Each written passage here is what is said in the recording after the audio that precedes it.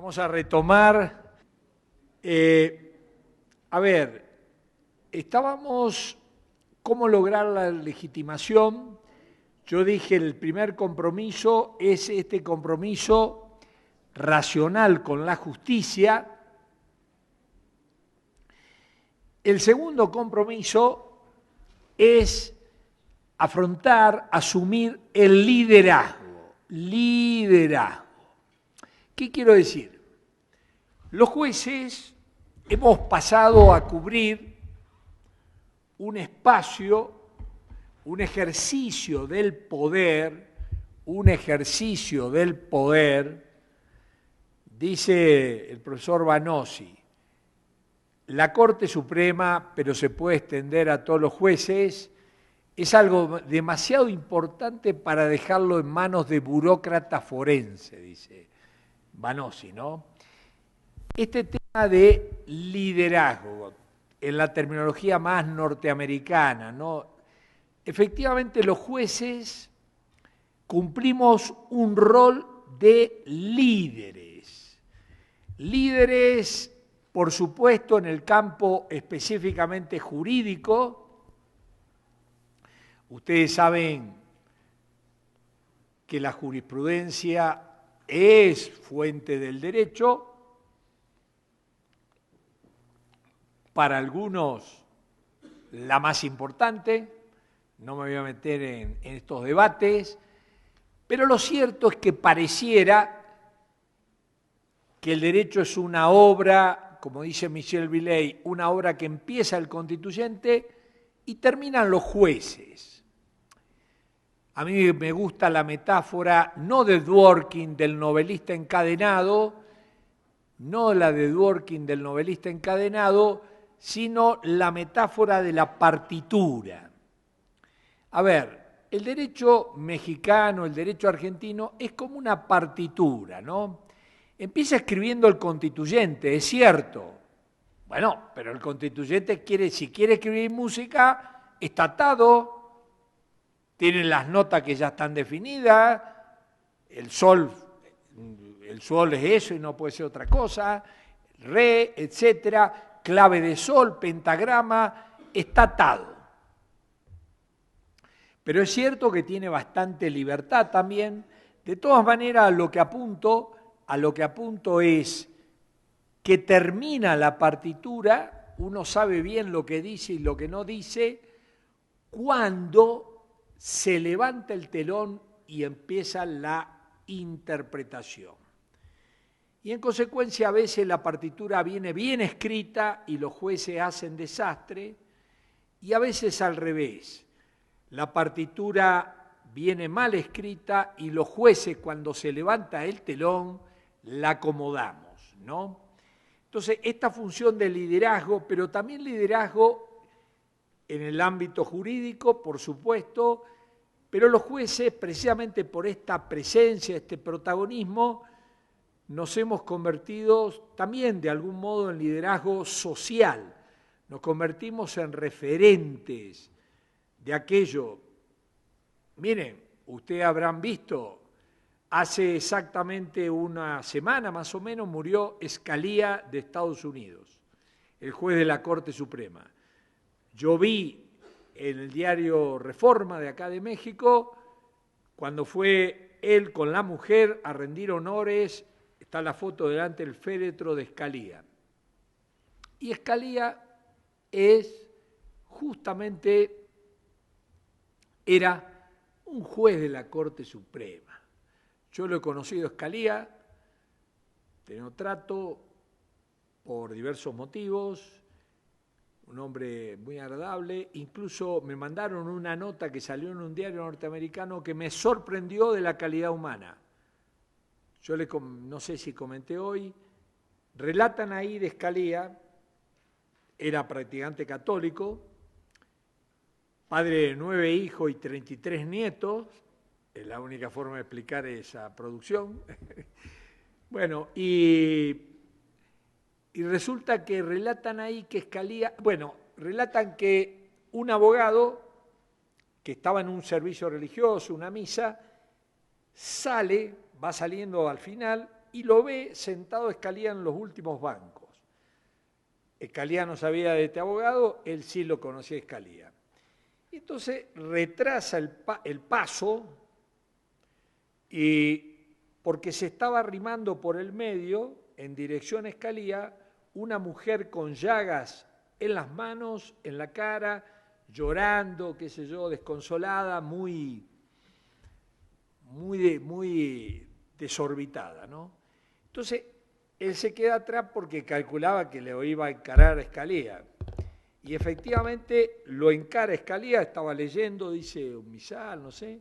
Bueno, y él lo que alcanzó a ver es que esta mujer se le puso en el hombro de uno de los tipos más poderosos del mundo, el que hizo que Bush ganara las elecciones.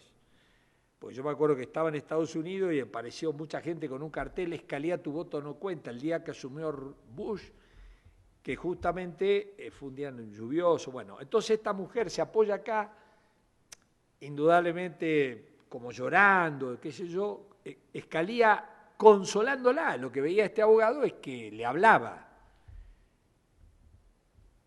Unos 10 minutos, logró calmarla, la mujer se fue, él siguió rezando, este abogado se quedó para ver qué pasaba y finalmente salió cuando salió Scalia y dice el artículo que salió ahí, dice, ahí se fue caminando, cruzando el césped, rumbo a la corte donde tenía que decidir seguramente un asunto que al otro día iba a hablar el mundo.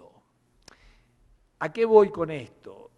Este liderazgo social, ¿no? Un abogado que Scalia ni lo conoce y le reconoce, y así está montado esa nota de la calidad humana de Scalia, que entre paréntesis, fíjense una cosa, era muy amigo, él representaba el ala conservadora de la Corte, y el ala liberal la representa Ruth Ginsburg.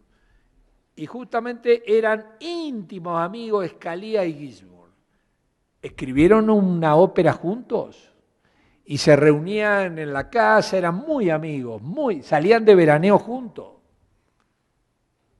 Las diferencias teóricas, judiciales, no inhibían que dos personas de alta calidad moral, personal, fueran amigos, ¿o no? Primero la vida y después la filosofía. Bueno, liderazgo, esta necesidad, liderazgo hacia adentro del Poder Judicial. Ustedes recuerdan la definición, la distinción en el derecho romano entre potestas y autoritas. La potesta es el poder que recibimos del derecho, lo que sea. Escuchame, me va a respetar porque soy juez. ¿Me escuchás? Lee acá el decreto. ¿Quién lo firma? Peña Nieto. ¿Ok?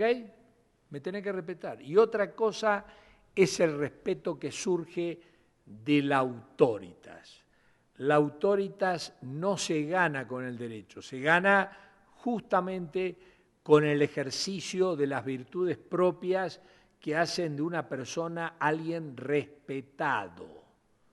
Entonces digo, este liderazgo, si yo quiero que me respeten los de adentro y yo quiero que me respeten los de afuera, esto no basta con tener mucho poder.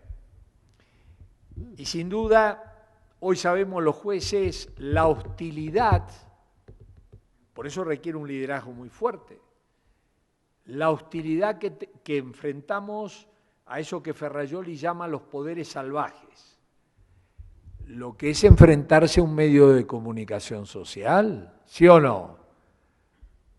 Prefiero enfrentarme a Mandinga, ¿sí o no?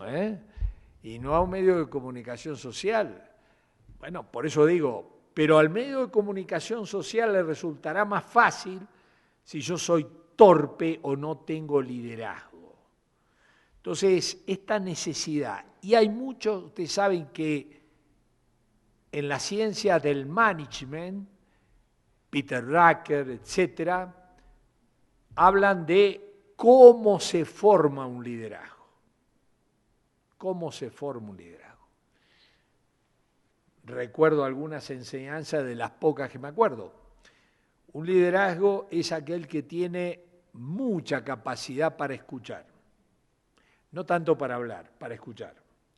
Recuerdo también que un líder es aquel que es capaz de admitir errores.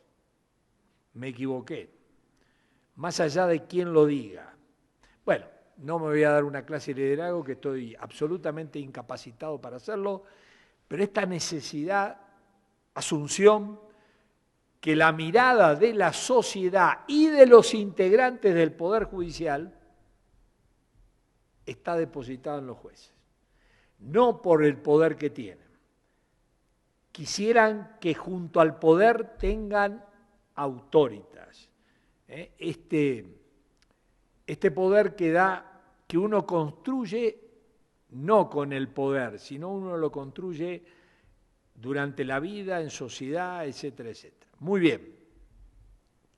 Había prometido que antes de empezar la clase, si había alguna pregunta o crítica, etcétera, de lo que ya dijimos, eso de compromiso racional con la justicia, asumo ahora liderazgo. No sé si había alguna crítica, pregunta, lo que quieran. Yo lo escucho.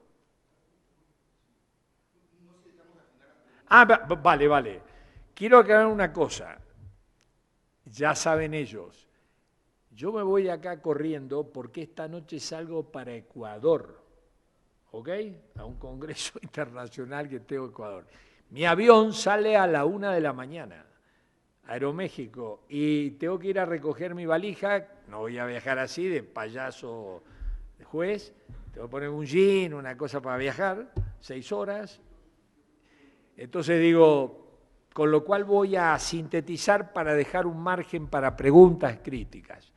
Voy a ir más rápido. Entonces, tercero, necesitamos compromiso racional con la justicia, necesitamos saber lo que es un líder, saber cómo se construye un líder, qué tenemos que hacer para tener liderazgo hacia afuera y hacia adentro, saber que los de adentro necesitan tener que aquel que tiene poder es un líder, que la sociedad quiere tener dentro de tribunales líderes que afronten como líderes lo que haya que afrontar, etcétera, etcétera, etcétera.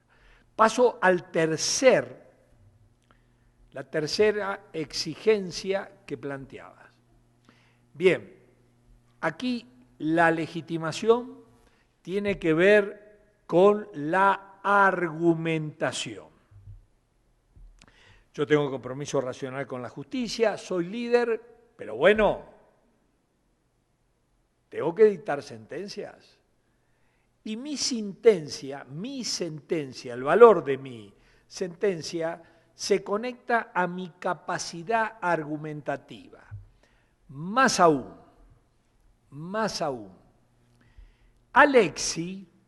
Robert Alexi, dice que en las sociedades democráticas contemporáneas hay dos fuentes de legitimación política o democrática. Una, la llamada legitimación política o democrática electiva, la que tienen el Ejecutivo y los legisladores. Lo elige el pueblo. Y se pregunta Alexi, ¿cómo se legitiman los jueces política y democráticamente? Se legitiman lo que él llama legitimación argumentativa. Los jueces se legitiman si deciden dando razones válidas, suficientes y coherentes. Argumentos. ¿Qué es la argumentación? Como ustedes saben, hoy sabemos que los discursos jurídicos tienen premisas, afirmaciones, y el problema no es lo que yo afirmo. El problema es cómo respaldo lo que yo afirmo. Y cómo respaldo lo que yo afirmo, ahí apuntamos a los argumentos. Por eso en ese librito que yo saqué, que sacamos con Manuel Atienza, acá en Porrúa, en la colección de Eduardo Ferrer, que lo digo porque está agotado, así que no hay que estar haciendo marketing. Pero digo, Ahí yo estudio 27 argumentos. Perelman había dado 13 argumentos, que son los argumentos que se usan para justificar. Por ejemplo, una sentencia mexicana, una sentencia de la Sala Superior del Tribunal Electoral del Poder Judicial de la Federación, Sala Superior. Caso Oaxaca, pueblo indígena de Oaxaca, Tenetze. ¿Qué dicen ahí? Ahí dicen que le reconocen al pueblo indígena un derecho para no cumplir una ley de Oaxaca. ¿Por qué? Porque esa ley se había dictado en una lengua que no hablaba del pueblo indígena. ¿Ok? El derecho, ¿cómo se justifica? Con un argumento sociológico. El derecho de ese pueblo indígena, ¿lo encuentran los jueces en la ley?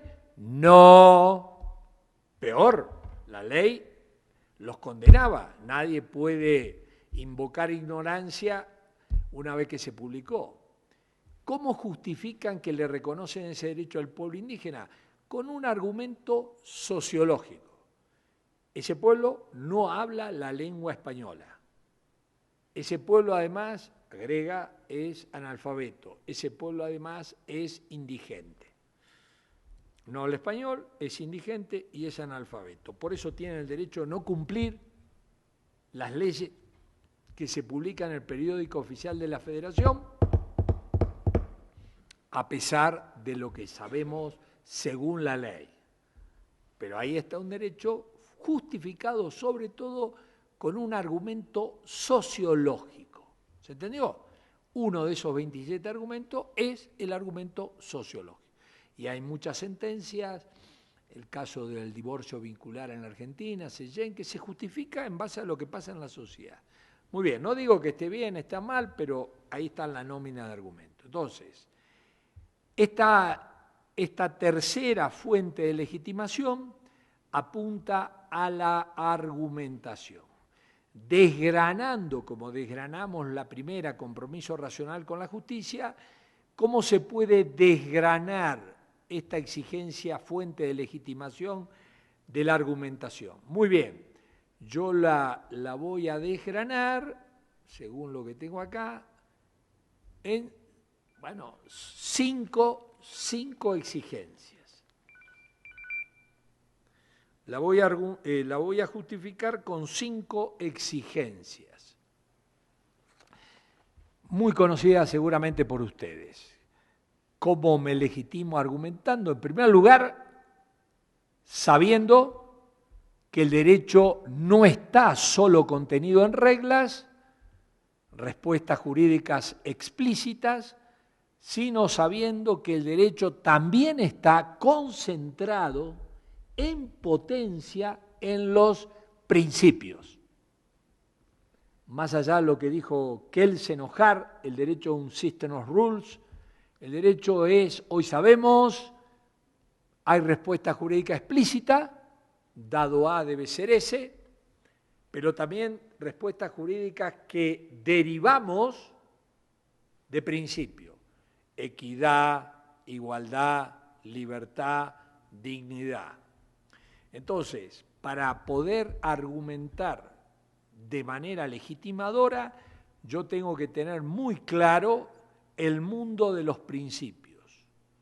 Y cuando digo el mundo de los principios, no solamente recordar que estos principios no son susceptibles del test de origen o pedigrí, que sí lo son las reglas. Las reglas sabemos cuándo nacieron, quién las hizo nacer. Los principios están en el derecho, aunque nadie los puso sin test de origen. Pero cuando uno se pone a pensar en el mejor derecho, encuentra la respuesta en algún principio que todavía no había sido descubierto. Esto es lo que dice Dworkin, lo que dice Nino, lo que dicen los derechos humanos, que no se crean si no se reconocen. Entonces, este mundo de los principios, y ustedes saben también que estos principios no se aplican a todo o nada, como las reglas. La regla que regula el homicidio se aplica a todo o nada. Si no hay ningún homicidio, olvídate de la regla. Pero los principios tienen esta capacidad expansiva de respuesta, no son all or nothing, expansiva. ¿Y cómo se aplican los principios? Ustedes lo saben, por lo menos lo dimos en el diplomado, si mal no me recuerdo. Ponderación. Hay que pesarlos, porque los principios tienen dimension of weight, tienen peso, y entonces libertad de expresión, ok, dignidad, libertad individual, orden público, todo ese tema, seguridad jurídica, equidad. Bueno, los principios no vienen solos, excepcional. Yo la verdad que nunca me vinieron solos, sino vienen en yunta, o lo peor, en bandada. Y entonces uno va a dictar una sentencia y le grita un principio, no te olvides de mí, la justicia, la equidad. Y el otro, no te olvides de mí, que soy la seguridad jurídica, ¿sí o no? Y así uno anda necesitado de ponderar. Aquí aparecen, no puede haber un jurista que se haga cargo de los principios sin haber afrontado cómo se aplican los principios. Las reglas se aplican a través de silogismo. Premisa mayor, premisa menor, conclusión. Los principios, como no son una regla, pero saco regla de los principios de la ponderación, el principio por sí mismo no me permite resolver un caso con el principio, pero yo saco del principio una regla luego de haberlos ponderado y con esa regla resuelvo este caso. Y entonces, por ejemplo, tengo que un juez recibió un regalo de una de las partes. No es un regalo significativo, no es una Ferrari, es un libro, una pluma, bueno. Pero yo argumento una nueva causal para el apartamiento judicial por vía de la recusación o la acusación. Que el juez que recibe un regalo más allá de su monto está obligado a apartarse. Por ejemplo, esto ha surgido, sin duda, tuve en cuenta las causales previstas legalmente, tuve en cuenta el principio de imparcialidad, etcétera, etcétera. He construido esa regla que me permite a este juez Juan apartarlo de este expediente XX. Entonces, los principios, si los quiero operar, se aplican a través de esa técnica peculiar de ponderación. Saben ustedes que este tema es de enorme discusión. Más, algunos teóricos niegan la ponderación. Martínez Pujalte, Pedro Cernas, etc. Y no aceptan que haya, como ellos llaman, darwinismo jurídico. ¿Cómo vamos a tolerar, dicen, que un derecho se coma otro derecho humano? Más bien lo que hay, y eso es lo que nos confunde, es que a veces viene alguien pretendiendo decir que quiere ejercer esto e invoca un derecho humano. Pero en realidad, cuando aparece el conflicto, más bien lo que hay es alguien que pretende cobijarse en un derecho que no lo protege. Ejemplo burdo. Si viene un periodista y dice, quiero publicar las fotos del presidente en el baño, en la posición menos digna que nos podemos imaginar, que dejo librada la imaginación de ustedes. Pero digo, bueno, el periodista dirá, y no me prohíban que publique esta foto porque estarán violando la libertad de expresión. Claro, lo que dicen estos autores no conflictivistas, dice, es que el derecho a la libertad de expresión no protege publicar la foto de presidente en el baño. Entonces, más bien lo que él hace es pretender respaldar una acción, un interés que el derecho no protege. Más allá de estas posiciones, creo que predominan las posiciones conflictivistas. Y en este punto me parece inconcebible que un juez que pretenda legitimarse en el Estado de Derecho Constitucional no solamente ignore argumentación, sino ahora que ignore los principios, los derechos humanos y su aplicación. ¿Qué es el contenido esencial de cada derecho humano?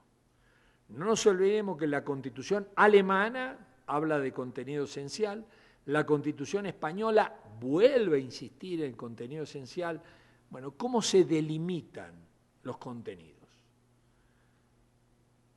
Me temo que aquí encontramos una fuente de la legitimación, el manejo y el ejercicio y aplicación de principios a la que no podemos recurrir porque predomina en nuestra formación judicial, no digo acá en Toluca, una gran ignorancia sobre los principios y la ponderación.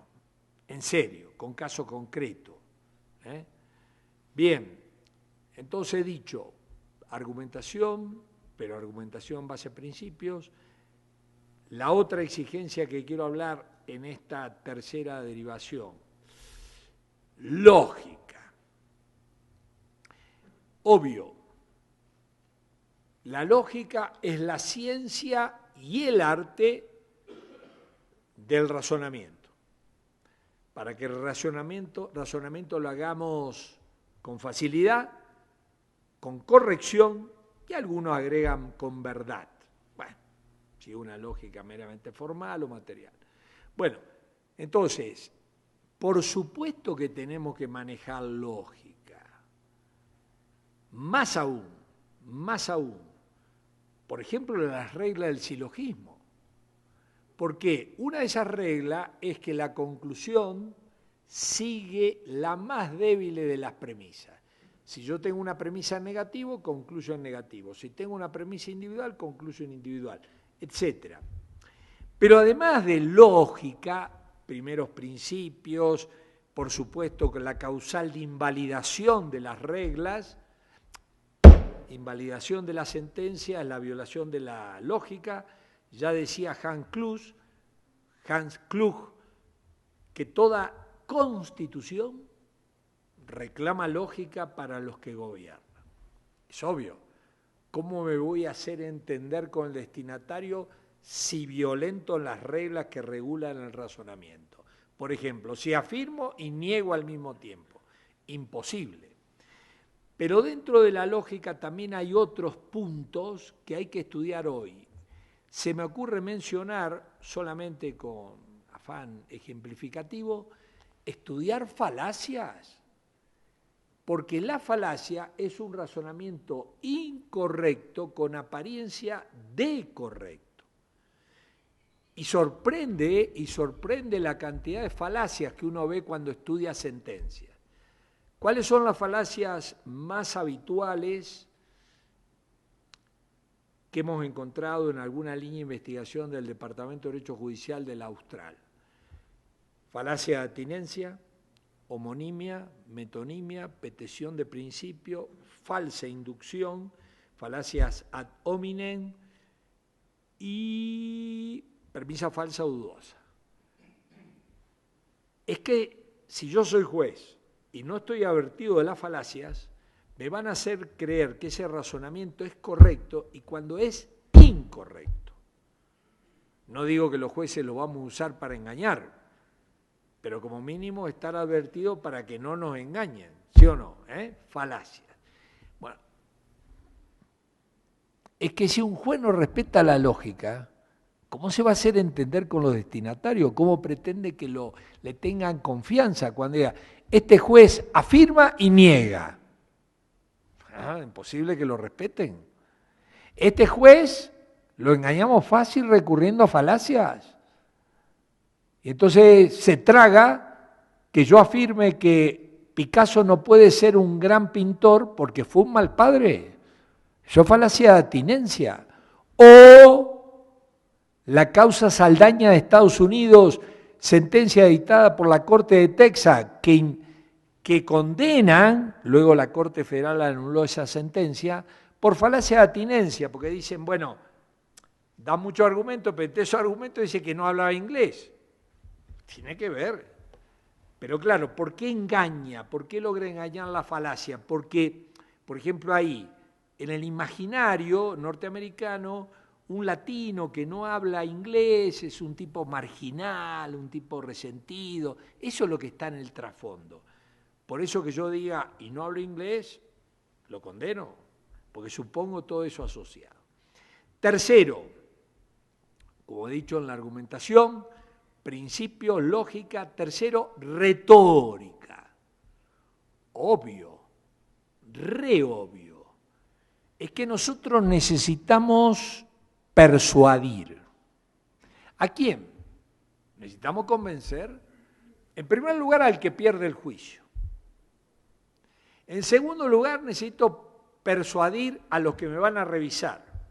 Necesito persuadir a la comunidad jurídica cuando eso se haga público. Necesito persuadirlo a los académicos, a los abogados, claro. Y hay, desde Aristóteles, bueno, antes probablemente también, pero el primer libro que recibimos de esa ciencia que se dedica a persuadir se llama retórica. Claro, la retórica no se estudia en la Facultad de Derecho. Es coherente si pensamos en el Estado de Derecho legal. ¿Por qué? El derecho era contenido en la ley le hacía la voluntad general infalible. Si había alguien, es lo que pensaba mi padre, no se necesita persuadir a nadie. Vos decís la ley es re clara, no entra en contradicción, es justa, siempre perfecta. ¿Para qué retórica? Pero hoy sabemos que tenemos que elegir una de las respuestas que tenemos disponibles en el derecho y tenemos que persuadir que la que elegimos es la mejor. ¿Se entendió?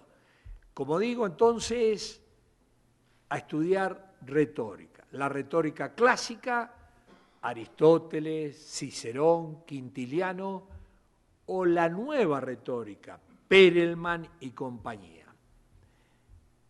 Voy apurándome.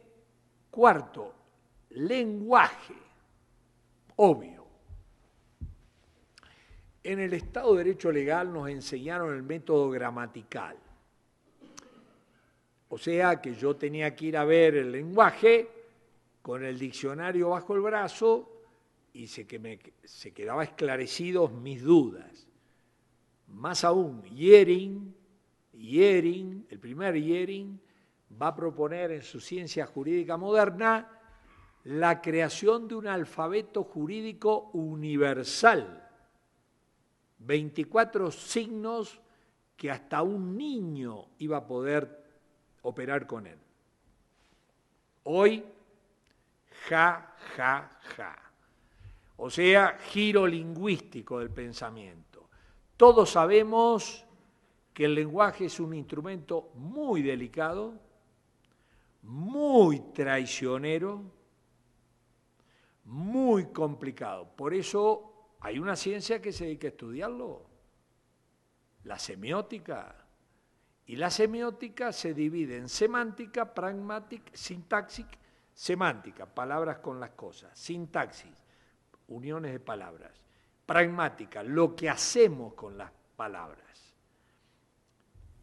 Hay que estudiar lenguaje. Hace poco estuve en la Corte Constitucional de República Dominicana, donde viajo a la Escuela Judicial con alguna frecuencia. Y ahí contrataron un especialista en lengua.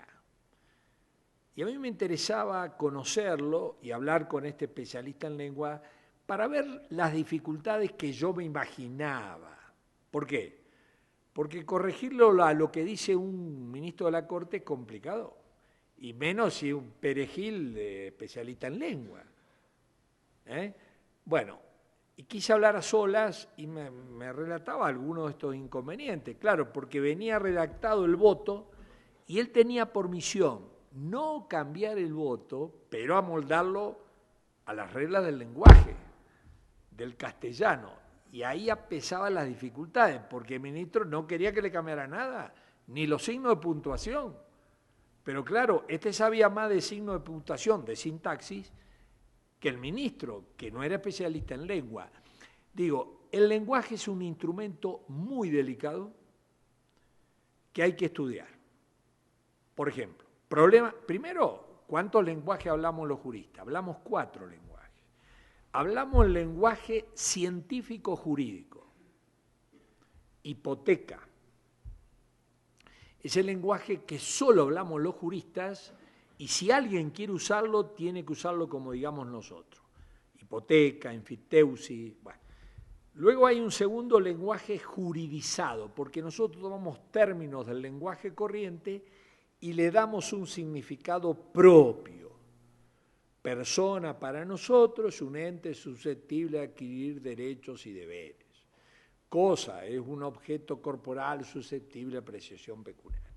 En tercer lugar, hablamos del lenguaje científico no jurídico. ADN, terremoto, perímetro, cuadrado, etc. Y finalmente hablamos del lenguaje corriente. Bueno, sin duda la semiótica estudia todos estos lenguajes y en particular el corriente. Los problemas más comunes, como sabemos, en la semántica son de vaguedad y ambigüedad. Hay otros, problemas de sintaxis, etcétera, etcétera. En una palabra, el único instrumento que tenemos para hacer conocer lo que decidimos es el lenguaje. Entonces hay que mimarlo, como dicen ustedes, apapacharlo. Hay que tratarlo muy bien, respetuoso, posibilitando que nuestro mensaje llegue al destinatario de la mejor manera posible. Y entonces si yo asumo que estoy utilizando una palabra vaga, yo tengo que definirla. Si estoy hablando de alto, tengo que saber quién es alto. Y aquí hay técnicas definicionales, bueno, etcétera, etcétera, etcétera. Muy bien, voy a ir rápido para decir, en quinto lugar, dentro de la argumentación, hay que saber que cuando argumentamos no solamente están los principios, no solamente necesitamos la lógica, no solamente necesitamos retórica, sino también necesitamos del lenguaje y de cuidarlo, sino saber, porque nos vamos a dar vuelta y vamos a buscar la respuesta jurídica, tenemos que saber de la crisis del sistema jurídico hoy. Seguir pensando en la pirámide es alejarnos de la realidad, que la pirámide no existe en la realidad. Esa pretensión de que todo empezó en el constituyente, que además hay una unidad porque todas las normas derivan de aquella validez, la jerarquía, la coherencia, la completitud, la economía, las 5 características de un sistema jurídico fuerte, ya Fibeck en la década del 50 se dedicó a demostrar no solamente que esto no era real, y sin duda hoy sabemos que cuando metimos los principios y los derechos humanos dentro del sistema, el sistema sin duda le complicamos la vida. Por eso Kelsen no quería ni principios ni derechos humanos en su pirámide. Pero bueno, no creo que nadie auspicie que saquemos los principios y los derechos humanos. Entonces lo que hay que hacer es lo que llamaríamos, ejemplo Canaris en Alemania, construir sistemas jurídicos débiles. Por ejemplo, yo no digo qué hay en la Constitución. Determino el criterio que me permite definir el bloque de constitucionalidad, aunque no sepa muy bien lo que está en él, bloque de constitucionalidad. Entonces, sistemas jurídicos débiles, abiertos, porosos, casuísticos, porque se ponen a prueba en cada caso. La Corte Suprema Mexicana en un momento dado dijo que los tratados de derechos humanos valían igual que la ley. Luego, más que la ley, menos la Constitución. Ahora saben ustedes también, más allá de los problemas que trae esto, que tienen rango constitucional. Muy bien, entonces, a eso me refiero, hay que estudiar y procurar forjar un sistema jurídico que será de estas características, donde la definición de los principios y los derechos humanos, como ha demostrado Canaris, tiene una enorme proyección. Es que si yo digo, por ejemplo, defino la libertad jurídica diciendo que hacer lo que yo quiero, esto se proyecta hasta en materia de testamento y de contratos. Porque si la libertad de hacer lo que yo quiero, bueno, sin duda va a ser muy difícil avalar en ese sistema jurídico el instituto que invalida los contratos del abuso del derecho, de la lesión, de la imprevisión. En materia testamentaria va a ser muy difícil avalar la legítima, es decir, que hay ciertos bienes que el testador no puede disponer, que van a la familia, porque va a invocar la libertad. En una palabra, este efecto transversal que tiene la definición de los principios. Y para terminar, la cuarta fuente de legitimación, yo diría que es la ética. La ética. Ustedes saben que, de esto podríamos dar un diplomado largo, yo lo he dado incluso en México, de 60 horas sobre ética. El derecho y la ética regulan al juez. El derecho pide el mínimo, la ética pide el máximo. Indudablemente en todo sector profesional uno identifica tres sectores, en los jueces, en los militares. Hay un primer sector de esos profesionales que ni siquiera respetan el derecho, que es un mínimo de la ética. No vender sentencia, obvio, es tan grave que el derecho lo toma. Entonces, hay un pequeñísimo sector entre los jueces, entre los militares, que terminan con procesos penales, imputados, porque ni el derecho cumple. Ese mínimo de la ética que es el derecho, mínimo para la convivencia, etc. Luego está el grueso, la gran mayoría de los profesionales son los que cumplen la ley, pero se limitan a cumplir el derecho. Y el derecho es compatible con la mediocridad. ¿Qué quiere decir cumplir el derecho? No violo el derecho, pero ni tan ni muy. Hago la plancha, ¿sí o no? Viene el expediente, tengo precedente sobre el asunto que se discute en esta pila de expedientes. Viene un colaborador y me dice, doctor, usted sabe que ayer salió una sentencia nueva en Alemania que está re buena. Yo creo que hay muchas cosas que nosotros ni pensamos cuando fijamos ese precedente.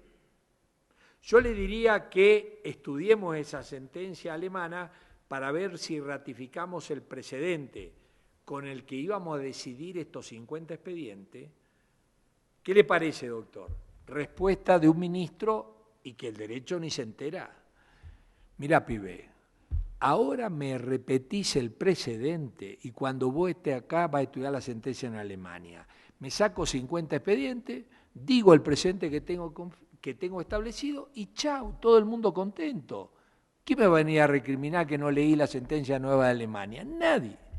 Del mismo modo, nadie va a pensar que la imparcialidad judicial, nadie va a pensar, supongo, que la imparcialidad judicial la garantizamos con las causales de recusación y excusación.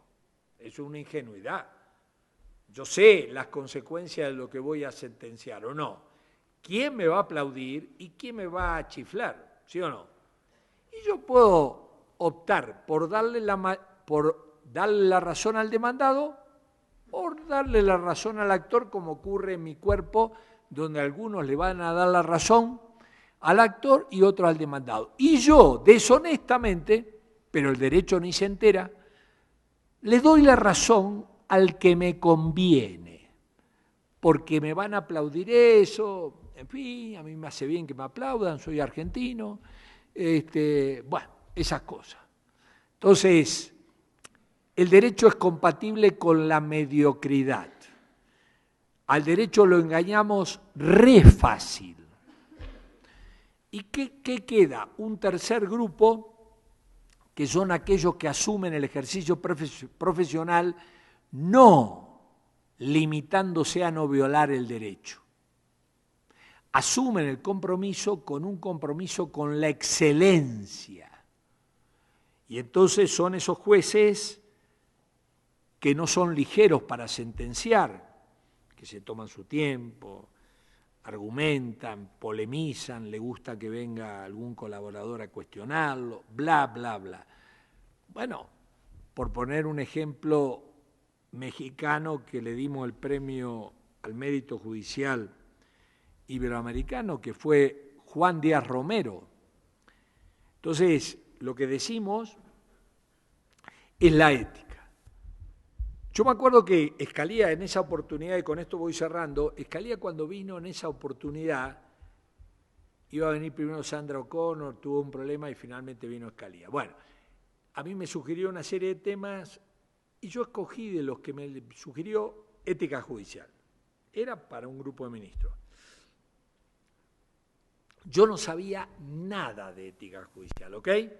Algo sabía de ética, pero ética judicial no había leído una línea de nadie. No sabía nada. Bueno, y elegí que también un poco por curiosidad. ¿Cuál fue el mensaje de Scalia? No se preocupen, lo voy a decir de una manera un poquito brutal, lo que me quedó en limpio a mí. No se preocupen tanto por ser, sino por parecer. Que la sociedad crea que ustedes son lo mejor. Terminó la conferencia, que salimos todos a criticar. Estos gringos hipócritas, mirá lo que son. Y bueno. Con el tiempo le di la razón lo que quiso decir y que entendimos mal. Si uno es re bueno cuando se mira en el espejo y la sociedad lo ve que es re malo, obvio, para ser juez es re malo. Nadie confía en él. No es importante que el juez duerma tranquilo con su conciencia. Lo importante es que la sociedad duerma tranquila, teniéndolo a uno de juez. Entonces hay que esforzarse por mostrarle a la sociedad que uno es muy bueno, ¿sí o no? Si uno es muy bueno en las prácticas de fútbol, en los partidos ¿es malo o no? Entonces hay que mostrarle a la sociedad que uno es bueno en la práctica y que es bueno en mostrarlo y que la tribuna aplauda y uno saluda. Marketing. Hay que saber venderse. Tiene que haber política comunicacional en cualquier poder judicial. Hay que hacerse conocer. ¿Para qué? Para que la sociedad confíe. Porque de los aviones que no llegan a destino, se encargan los periodistas. Y las empresas de aviación tienen que dedicarse a mostrar lo seguro que es volar en avión, ¿sí o no? Los periodistas no van a salir a decir, es re seguro. Van a mostrar los aviones que se caen. Política comunicacional, ¿no? Creo que en este sentido, cualquier institución, empresa, sabe esto que se llama capital social. Hay que potenciarlo, hay que protegerlo, que no se dañe, etcétera, etcétera, etcétera. Si alguien metió la pata, rápido a reacción, bla, bla, bla, bla, bla. Acceso, transparencia, bueno, todo lo que sabemos, ¿ok?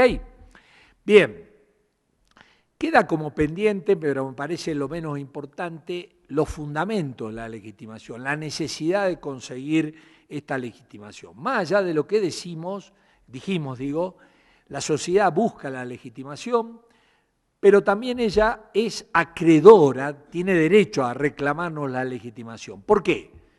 Porque ella dio el poder, la fuente del poder en una democracia siempre del pueblo, ella dio el poder, ella paga el sueldo y el presupuesto del Poder Judicial, y porque en una sociedad democrática los jueces tienen que preocuparse, si aceptan ser jueces, ser más o menos como quiere que sean la sociedad, ¿sí o no? No es que yo duerma tranquilo, la sociedad tiene que procurar que duerma tranquilo. Entonces, un juez profundamente democrático creo que busca la legitimación. Y por eso me parece que es enormemente importante ocuparnos de la legitimación, aunque pido disculpas porque son 7:59 y a las 8 me tengo que ir a tomar un avión. Digo, me tengo que ir de acá para llegar al aeropuerto. Les pido disculpas, pero a lo mejor esto que fue fríamente calculado de mi parte habilite para que vengamos otra vez a pelearnos, a discutir en un tema que ha quedado sin las preguntas necesarias. Sí, ¿ha visto ahí una pregunta? Te tengo presente. Sí, el filósofo.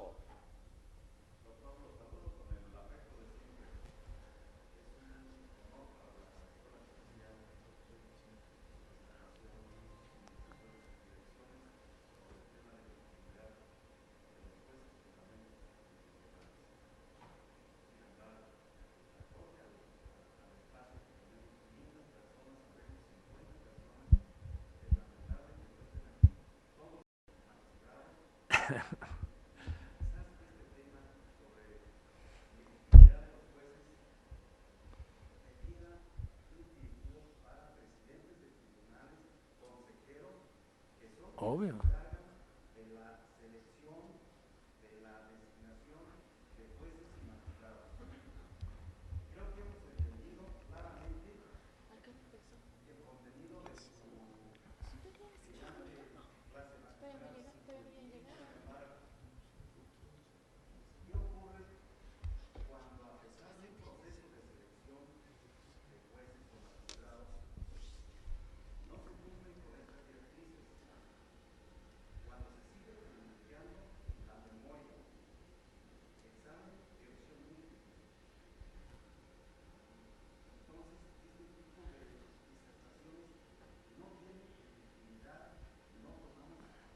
Bueno, a ver, con la disculpa del caso. Indudablemente, lo que voy a decir yo es bastante obvio y creo que tengo respaldo, porque claro, cuando uno entra de este nivel abstracto, genérico, a los temas concretos, a tratar de pronunciarse, indudablemente uno tiene que estar mucho más informado de lo que yo estoy, que es nada. Entonces, yo creo que la parte de las proyecciones les toca a ustedes. Yo me limito, que esta es la función nuestra, ¿no? Tratar de todas maneras me parece procedente que entre los temas que arreglamos con el director, yo le ofrecí varios temas y me dijo el director, me gusta este tema y por eso estoy acá hablando de legitimación. Me parece que eso es también importante. Respecto al número, bueno, hoy hay mucha más gente, pero también se comprende que en nuestra mentalidad a veces estos temas quedan lejanos y quizás sean los temas más decisivos, ¿no? Los temas más importantes, quizás no urgentes, pero los más importantes. Yo de mi parte agradezco de vuelta, pido disculpas. A lo mejor esto brinda una segunda oportunidad para venir a discutir, que es lo que me gusta, y eventualmente que ustedes hagan las proyecciones. ¿Ok? Muchas gracias. En este momento, invito al doctor Ramón Ortega García para que haga entrega del siguiente reconocimiento. Al doctor Rodolfo Luis Vigo por la brillante disertación de la clase magistral Legitimidad de los jueces, fundamentos constitucionales. Muy bien, gracias. De esta manera damos por terminado el evento, agradeciendo su asistencia y deseándoles que pasen una excelente noche.